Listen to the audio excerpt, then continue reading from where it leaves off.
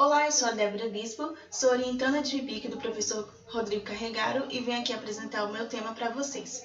O meu tema é Caracterização sociodemográfica de indivíduos com distúrbio na coluna atendidos no ambulatório de um hospital de grande porte, um estudo transversal. Introdução. De acordo com a Organização Mundial de Saúde, o distúrbio na coluna atinge cerca de 80% da população em algum momento de suas vidas.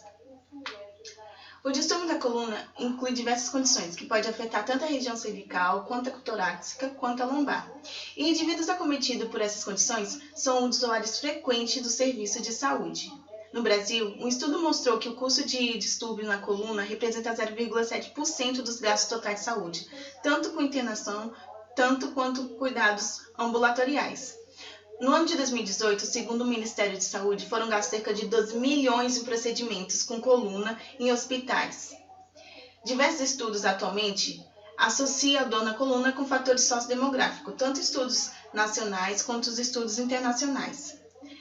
No Brasil, foi feita uma pesquisa nacional de saúde no ano de 2013 e encontrou associação entre dor crônica na coluna e fatores como aumento de idade, histórico de tabagismo, baixa escolaridade, aumento de IMC, doenças crônicas e tipo de trabalho.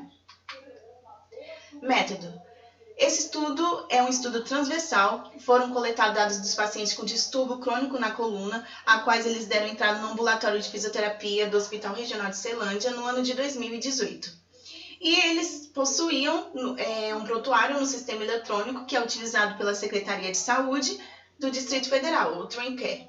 Foram analisados 200 pacientes que apresentaram distúrbio em alguma região na coluna, seja ela lombar, sacral, torácica ou cervical. A amostra foi composta de pacientes de ambos os sexos, com idade igual ou maior a 14 anos. Bom, por meio do prontuário eletrônico foram extraídas as variáveis sociodemográficas, foram elas sexo, idade, local de residência, ocupação, tabagismo, presença de comorbidade, prática de atividade física e o diagnóstico primário que motivou um encaminhamento para o ambulatório. Após o recrutamento desses indivíduos, foi realizada a caracterização da amostra. Os dados sociodemográficos foram extraídos e registrados numa planilha própria do pesquisador e os dados também foram analisados de forma descritiva por meio de média de desvio padrão e a frequência relativa e absoluta. E esse projeto foi aprovado pelo Comitê de Ética Institucional. Discussão. A lombalgia é uma das maiores causas de dor na coluna e isso é observado em alguns estudos nacionais e internacionais. Atualmente, alguns estudos mostram que a associação entre os fatores sociodemográficos e comorbidades com o distúrbio na coluna.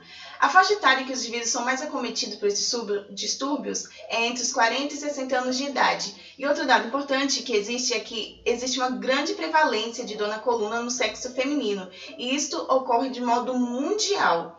O tabagismo e a obesidade apresentam forte associação com o distúrbio na coluna, pois o primeiro ocorre por conta da nicotina, que ativa o sistema imunológico, levando à dor lombar. E o segundo é o aumento de peso e, desse modo, a sobrecarga da coluna.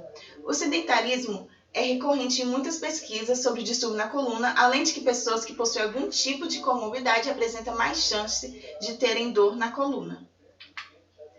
Os resultados da pesquisa foi observados que os participantes, em sua maioria, eram do sexo feminino e grande parte dos participantes eram casados, além de que eram trabalhadores de serviços, vendedores de comércio em lojas e mercados.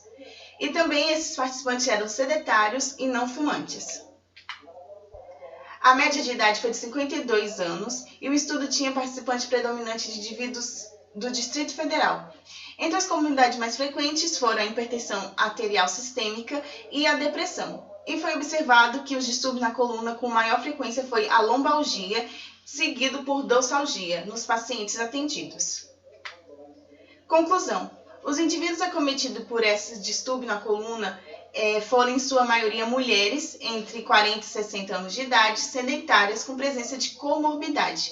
E a dor lombar foi a condição mais prevalente. E tais achados são importantes para uma melhor compreensão do perfil dos indivíduos que são atendidos no nível secundário, ambulatorial, e que pode contribuir para futuras políticas públicas de saúde e estratégias de tratamento. Obrigada, essas são as minhas referências.